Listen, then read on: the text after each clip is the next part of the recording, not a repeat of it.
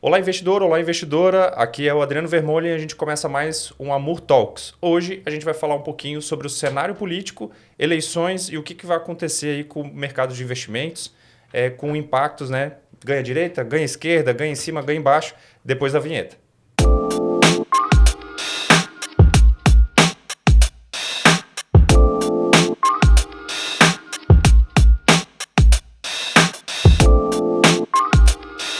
Bom, para começar, hoje vai ser o nosso primeiro podcast num formato um pouquinho mais curto, os outros a gente tem feito num formato mais longo, mas eu gostaria muito que tu se apresentasse um pouquinho para a gente, Guilherme, que vai ser o nosso convidado, vai falar um pouquinho aí de mercado, macroeconomia, política.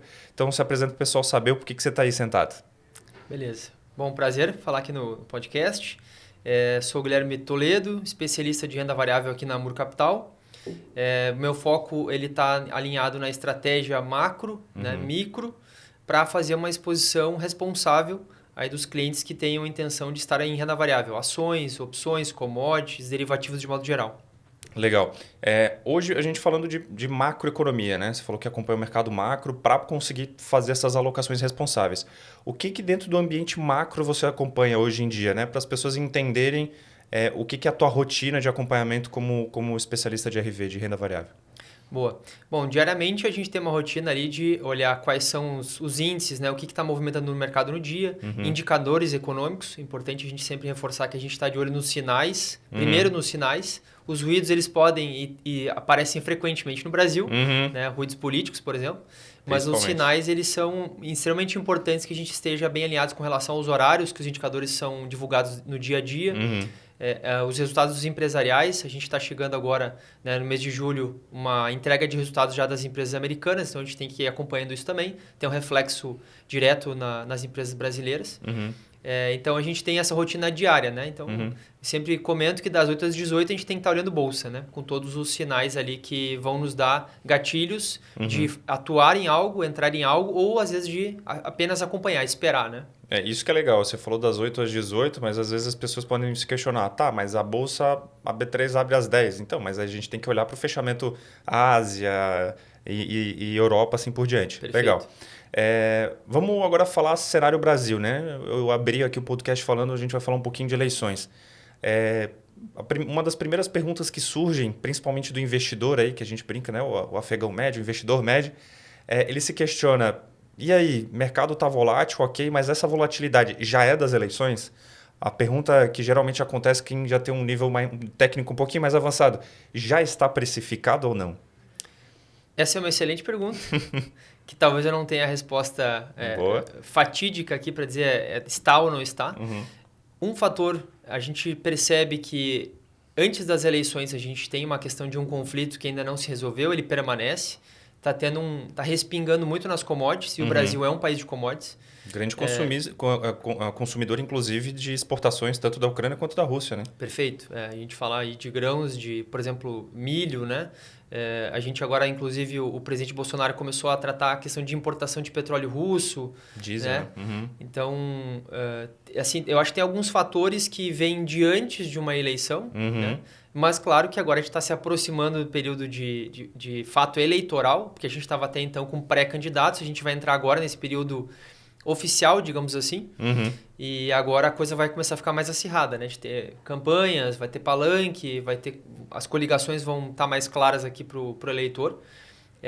Então, assim, historicamente, a volatilidade ela é muito forte no período ali de março, né? Período pré-eleitoral, vai até junho, julho. De agosto em diante, a gente entra numa segunda fase até outubro. Né? E as coisas normalmente se acalmam depois. O mercado já precifica isso, então, no antes e durante o período eleitoral. Né? O pós provavelmente já está no preço. Vamos falar agora de eleições em si, né? Vamos imaginar que foi lá, primeiro turno aconteceu, vamos ir para o segundo turno. Geralmente, esse período também existe muita volatilidade, historicamente? Sim, historicamente, sim. Então, claro que vai depender dos candidatos que irem para segundo turno. Como a gente está percebendo uma eleição polarizada, provavelmente, se houver um segundo turno, vai ser um embate. E esse embate vai gerar, né, discussões ali antagônicas, digamos assim. Né? Provavelmente de uma linha muito diferente da outra. E o mercado, normalmente, ele tem a sua posição, eu não vou nem dizer ideológica, né? mas a sua posição de confortável ou desconfortável do que vai vir dali para frente, né? Do ano seguinte. Sim, até porque se a gente for falar, de novo, tomando o contexto histórico, se a gente for pegar, por exemplo, Lula, presidente do Brasil, durante 2 mandatos, a gente tem uma ideia mais ou menos de quais são as políticas econômicas dele, né? Agora a gente está começando a fechar um primeiro ciclo, Bolsonaro, saindo um pouco daquele formatinho PSDB-PT. E aí a gente começa a enxergar que, na verdade, algumas políticas não são tão distintas assim. Principalmente a gente falando de um país que, historicamente, né, culturalmente, a gente é muito assistencialista. Então, putz, a gente saiu muitas vezes de um programa assistencialista para as pessoas, digamos assim, a pessoa de baixa renda, a gente está começando a olhar para programas assistencialistas, olhando para o caminhoneiro, até para taxista, por exemplo, que é a PEC agora que está sendo votada. Então, a gente já consegue entender que existem algumas discrepâncias e algumas, não diria coerências, mas particularidades que existem em ambos, né? O que a gente pode esperar? Vamos imaginar assim, Lula ganhou, ok? O que a gente pode esperar do pós-eleição e mais ou menos a mesma coisa em relação a Bolsonaro, né? O que a gente pode esperar em cada caso? Bom, eu te diria que, olhando o histórico, né, e aí a gente comenta isso muito para o mundo dos investimentos, né, que o histórico passado não é garantia de futuro, isso obviamente serve para a vida inteira, né, para todos os campos da vida. Diria que na política não vai ser muito diferente, mas é claro que a gente olha para trás, né, como tu bem comentou, Adriano, de pegar os 2 mandatos do Lula e a gente mais ou menos já tem uma ideia de quais seriam o tipo de decisão que ele tomaria em determinados casos, né. Eu acho que não mudaria muito disso, não. A gente teve uma certa mudança de comportamento do governo atual, então é o primeiro mandato do presidente Bolsonaro. A gente teve uma certa mudança de postura, eu não vou dizer de objetivos, né? Eu acho que essa questão de auxílios apareceu bastante agora nesse ano. A gente pode até questionar, mas isso tem um lado eleitoreiro ou não? Independente disso, foi que surgiu. Mas ainda assim, eu acho que as posições são bem antagônicas, né? Então, realmente tem 2 lados. A terceira via ela não surgiu, pelo menos até agora não, e o prazo está chegando cada vez mais próximo da eleição. Parece que não vai surgir uma terceira via. As pesquisas mostram só os 2 candidatos aí à frente, né? Então, tudo indica que vai ser nessa linha. Eu acho que o mercado, tá? E olhando, a minha opinião, ela olhando os preços de tela, o mercado não está com um grande receio de um ou outro, até porque a gente já está vendo a bolsa recuar aí nos últimos meses, né? Sim. Talvez pela mudança de postura do Bolsonaro não ficou mais tão distante, né, as ações que eles estão executando. Sim. Mas é claro que a gente está também vivendo um período que não saiu dessa história de pandemia, né? Esse conflito, tudo isso está impactando bastante o mercado como um todo. E está calhando negativamente com uma situação de juros baixos por muitos anos. Se a gente tiver que subir juros, isso certamente vai impactar o mercado financeiro, né? No sentido mais de renda variável, inclusive. A gente tem que ter um critério maior para se alocar.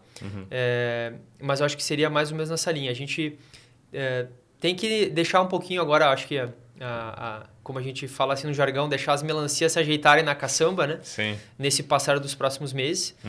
Porque eu acredito que muito agora nesse período oficial eleitoral, eles vão trazer os seus, vamos dizer assim, os seus projetos. E é isso que, no final das contas, o mercado quer ver. Qual é o projeto oficial do presidente, do candidato Lula ou do candidato Bolsonaro? O que eles querem trazer à tona, né? Para a gente realmente botar para frente, né? Num planejamento, e bom, isso vai impactar mais tal setor, menos tal setor. O Brasil se beneficia ou não perante uma situação internacional de aumento de juros nos países desenvolvidos. Eu acho que é um tema bem complexo. O mundo hoje está numa situação muito complexa. Por isso que eu estou batendo muito no martelo com os clientes da mesa de operações que a gente precisa ter bastante critério, cautela, né? E principalmente responsabilidade, né? Com o dinheiro que a gente vai se alocar ali no nosso portfólio. Sim, e uma das coisas mais difíceis nesses momentos assumo a posição A ou posição B quando se trata de ativos do mercado financeiro, né? Aí já nem falando mais de política, mas dos impactos delas nos produtos financeiros. E uma das decisões mais difíceis, às vezes, não é tomar posição A ou B, né? Ou o momento de entrar ou de sair, mas às vezes não fazer nada. Perfeito. Sabe, já saindo um pouquinho do tema política, mas eu acho que vale esse reforço. A gente vem falando muito aqui internamente, né? Na Mur Capital. A gente vem conversando isso com os clientes. É claro que a gente está num período em que os ânimos se alteram, porque, obviamente, todo mundo tem uma posição, né? Acredita em algo. mas eu sempre lembro aqui que dinheiro não tem partido. Então, se candidato A, B ou C ganhar, como que eu limito uma perda? Ou como eu tento chegar próximo a 0% de uma perda? Tem alguma possibilidade que a Muro Capital consegue me ajudar para redear minhas posições? Tá, mas não, isso eu pensando no candidato A. Se for o B, eu também consigo uma condição assim, a gente tem que pensar sempre em reduzir o risco e ampliar o ganho, independente do partido que for vencer. Nós estaremos, né, vivendo uma vida longa e muitos partidos passarão e eu preciso, como investidor, me preservar. Né? Então, o investidor que consegue progredir financeiramente, ele primeiro se preservou. Eu preservo para depois ampliar. Então, o dinheiro não tem partido. Isso é um aspecto importante que você colocou, que independente de quem for tá direita e esquerda no poder, eles passam, né? O dinheiro do investidor não. A pessoa vai estar ali, ela vai ter que continuar trabalhando, ou tocando seu negócio, ou administrando seu patrimônio. Então, por isso que ela tem que ser apartidária quando for olhar para a administração do seu próprio patrimônio. Isso é importante. Falamos um pouquinho já de histórico, né? Esquerda, Lula, ok. Vamos falar agora um pouco sobre... Um pouco antes da gente iniciar a gravação, nós comentamos sobre histórico agora Bolsonaro, né? E é uma coisa bem interessante quando você falou de terceira via, e são visões bem interessantes. Hoje, se a gente olha, realmente a polarização está entre... dá para dizer um direita, né? Bolsonaro, ok. E aí a gente tem uma posição mais clara de esquerda, Lula. Lá em 2019, 2018, eleições de 2018, né? Será que a pseudopolarização entre PSDB e PT não era o PL com Bolsonaro a terceira via? E aí agora isso está mudando, né? Tu tem uma visão parecida? As cadeiras mudaram, né? A impressão que dá é que a terceira via era o Bolsonaro naquele período, que virou a cadeira agora do lado direita, né? De certa forma, ele tinha uma postura mais à direita no sentido econômico, né? Focando aqui na questão econômica. Ele tinha uma postura mais direita. Eu acho que ela mudou um pouco durante o mandato. E aí não cabe discutir as questões de pandemia, porque teve o lado social, sem dúvida. Mas a gente vê algumas posturas e que me salienta mais privatizações. Né? Tinha uma defesa muito forte de privatizações, até pelo ministro Paulo Guedes, que está ali junto do presidente Bolsonaro, e de muito nessa linha. Então a gente vê que isso esfriou, esse assunto esfriou. E o mercado financeiro está de olho nesses fatos, né? Porque o lado da direita, ele teoricamente está mais alinhado, né, vamos dizer assim, ao capitalismo, à prosperidade financeira dos negócios, né, do país por consequência. Então, eu acho que hoje a gente vê o Bolsonaro na cadeira da direita, mas com algumas coisas que mudaram nesse período, tá? E aí, um dos fatos que tu trouxeste bem aqui dos auxílios, a gente vê que os resultados do governo em si, né, nesse mandato atual, eles não estão tão bem. Né? E assim, a gente tem um crescimento muito forte do estoque de dívida, né? Então a gente está mais endividado, né? O país ficou mais endividado e temos uma situação um pouco desconfortável. Com o aumento de juros recente, e aí foi uma necessidade até para controle de inflação, a gente está nesse processo ainda em andamento, né? De controlar a inflação, mas isso também torna a dívida mais cara. Então eu estou com um estoque de dívida maior, estou mais endividado, e o juro que eu vou pagar nessa dívida também aumentou muito. E, inclusive, no período agora do presidente Bolsonaro. Isso é um processo que vem acontecendo com o passar dos anos, tá? Independente do partido que está no poder. Sim. Esse acho que talvez é uma cultura ruim que se criou no governo, né? Dos gastos, né? De gastar mais. Talvez no curto prazo tenha um benefício, mas nós todos estamos aqui a longo prazo, né? Exato. E tem um ponto muito importante que você falou, né? Uma analogia, né, para o investidor médio que talvez não entenda essa dinâmica da dívida pública com a taxa de juros. É como se você se automedicasse e você sabe que, ou teria que ter uma noção mínima de que se estiver se medicando com doses muito altas, você ao invés de está se medicando para melhorar, você talvez esteja medicando a certo ponto que está piorando a tua situação. Então, o remédio, às vezes, em altas doses, faz mais mal do que a própria doença. Né? Então, isso é o que dá para a gente tirar de dívida pública aumenta, eu elevo a taxa de juros junto e isso vira uma bola de neve que a gente vai acumulando. Ao mesmo tempo, nisso que você falou da alta da taxa de juros, só para o investidor entender, né? tem múltiplas camadas dentro da parte da dinâmica econômica do governo, né? A gente tem a parte fiscal com os impostos, a gente tem as políticas monetárias, né? Impressão de dinheiro, aumento do depósito compulsório por parte dos bancos. Qual é o balanço que a gente pode fazer agora? A gente está terminando o mandato Bolsonaro e o que a gente pode esperar possivelmente aí com esse histórico já para o próximo mandato, caso venha a ser reeleito? Tá. Eu acho que um ponto importante de fazer a conexão a gente está vendo a inflação oficial do país, o IPCA, subindo. De imediato, como os preços dos produtos, né, no supermercado ali a gente vai ver que o arroz e o feijão subiram. Né? Então, se subir o preço, naturalmente, como o imposto ele é percentual, também sobe a arrecadação do governo. Então, tem um lado que é ruim, porque os preços, tudo, né, a gente perde, o nosso poder de compra diminuiu, mas o governo lá no lado da arrecadação, ele teve um aumento de arrecadação. Tá? Então, o IPCA, por um lado, ele beneficiou o governo, mas pelo outro ele também prejudica porque a população inteira perde o seu poder de compra, né? Vai comprar cada vez menos com o mesmo valor em mãos. Sim. Então, é uma situação um pouco bem delicada e complexo, né? Porque aí o IPCA está beneficiando o governo de um lado, mas prejudicando de outro, certo? Sim. E esse aumento da inflação faz com que o governo tenha que aumentar a Selic e isso torna a dívida mais cara. Então, é uma situação muito delicada, independente do ganhador da eleição. É uma situação difícil de desenrolar, até porque a gente tem esse impacto direto também dos países desenvolvidos que estão nesse processo começando a subir juros. Então, esse processo deles provavelmente vai pressionar um pouco nós que somos um país emergente ainda.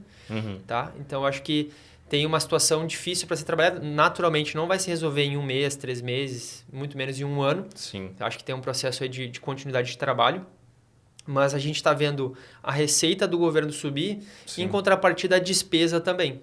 Até por questão de auxílios. A gente está vendo agora uma possível aprovação da lei de diretrizes orçamentárias e aí eles já estão colocando esse aumento de despesas por mais auxílios. Né? Então, o governo em si está gastando mais, porque a inflação também entra nos custos do governo lá, né? Mas ele também está aumentando mais despesas. Ele está recebendo um pouco mais de um lado, gastando mais do outro. No final das contas, o governo somos todos nós. Sim. É a gente que abastece e que financia o governo. Exato. Então, eu acredito que tem um trabalho muito difícil, amargo a ser feito, que independente de quem ganhar, precisa ser feito. Será que farão? O histórico diz que não. Exato. Mas precisamos fazer esse trabalho. Isso eu acho que é uma das... Falando agora, independente de esquerda, direita, em cima e embaixo, né? Que eu costumo brincar, a gente tem... Eu acho que nós temos um vício na nossa política brasileira que é o vício do curto prazo, né? É o vício eleitoreiro, que é o quê? O cara é eleito baseado em promessas. Aí nem sempre ele consegue ou vai executar todas as promessas. É praticamente impossível, até por conta da dinâmica entre todos os poderes, né? Sempre tem interesse, sempre tem um jogo político ali, independente de quem for, esquerda ou direita. O que eu percebo é que a maior parte das tomadas de decisão, elas, como você colocou na tua frase, elas sempre são pensando no curto prazo. Eu vejo muito dificilmente eles tomando decisões que eles sabem que o resultado vai ser no longo prazo. Por exemplo, as privatizações que você colocou muito bem, são projetos que mesmo que feita a privatização, ainda que aprovada, ainda que se execute o leilão, ela ainda leva um tempo para ter impacto no orçamento, né? Leva um tempo, não é um negócio assim, vendi, entreguei a chave da Petrobras, viro as costas e acabou, né? Então, isso acaba gerando o que a gente tem, que é o quê? Chegando no finalzinho do mandato, vamos aumentar o orçamento, vamos correr com isso aqui para tentar garantir o mínimo que o povo não fique muito puto comigo e eu consiga me reeleger para dar um respiro e continuar os projetos. É sempre esse pensamento, esse vício do curto prazo, do curto prazo, do curto prazo. Se a gente, vamos pensar assim, se a gente hoje fosse para focar em resultados mais de longo prazo, de forma bem sucinta, que a gente conseguisse... diluir esse problema no longo prazo, o que seriam? Privatizações? O que seriam? Reduzir os auxílios? Como é que seria? Eu traria alguns pontos, a gente pode falar vários, aqui a lista é grande, mas talvez alguns principais. Enxugar a máquina pública. Acho que a gente tem uma quantidade muito grande de cargos e funções. Não é só a instituição pública, né? Ou parcialmente pública, mas o profissional também. Público. A máquina inteira é muito inchada. Com o nível de tecnologia que nós temos hoje, eu acho que o governo já poderia partir para um nível de serviços mais automatizados, né? Isso já está acontecendo em países desenvolvidos. Não é nem uma questão de inventar a roda, né? Sim. É mais copiar e adaptar para o nosso cenário aqui brasileiro. Então, a máquina pública ela poderia ser muito mais enxuta. Privatizações, eu acho que se o governo tem dificuldade de gerenciar escolas, hospitais, por que eu vou ter uma petroleira que tem uma complexidade gigantesca ali? Empresas de energia elétrica, sabe? Saneamento, a gente vê muitos setores. Eu acho que o governo poderia, sim, ser mais enxuto e focar naquilo que é entregue à população diretamente. Sim. Né? E normalmente é saúde, educação e segurança. O restante poderia privatizar, traz sua caixa, né? E aí, claro, investir bem esses valores porque são recursos altos. A gente tem um grande volume de empresas estatais. Então, acho que só isso, que é muita coisa, que com certeza não são 4 anos para se fazer. Isso é um projeto de longo prazo que deveria ter talvez um acordo entre várias frentes para execução, né? E isso, sem dúvida, vai ser usufruído no passar do tempo por todos, tá? Sim. Então, é difícil, tá? É difícil, acho... É pouco provável, né? É complicado ver alguém vindo com essa mentalidade de executar isso, né? Talvez não vai ser lembrado, mas tem que fazer o seu bom papel agora, o próximo seguir e assim por diante. Legal. E isso é, no geral, os países que a gente chama dos países ocidentais, né? Eles têm essa dinâmica, né, de eleições a cada 4 anos, aí às vezes entra um, entra outro, essa dinâmica de entre esquerda, entre direita, com políticas diferentes. Agora a gente vê um país que tem um desempenho muito acima da média, falando numericamente, né? Não vamos entrar em detalhes de novo de direita, esquerda, enfim, mas que tem um pensamento muito mais longo prazo é China, por exemplo, né? A gente tem um líder chinês que toma o poder e às vezes fica por 10, 15 anos. Então eles conseguem pensar e não tem alternância de partido, né? Tem esse pequeno detalhe, né? Que é só o Partido Comunista. Mas ainda assim, o que eu quero focar é o impacto positivo desse pensamento mais de longo prazo. Tu vê, a China saiu de 3 ou 4 líderes desde Mao Tse Tung, ela saiu de um país extremamente subdesenvolvido, ferrado absolutamente, sem nenhum tipo de presença econômica e, hoje ela briga quase de frente com os Estados Unidos, né? Claro que com cada um com as suas particularidades, o dólar é uma moeda muito mais forte, o iene não, enfim. Mas tu vê a diferença que esse pensamento de longo prazo faz. Independente aí, estou tirando da equação questão de ser direita, ser esquerda, ser comunista, enfim, eleições ou não. Então, primeiro te agradecer, Gui, por essa presença. Com certeza a gente vai se ver mais vezes aqui no podcast.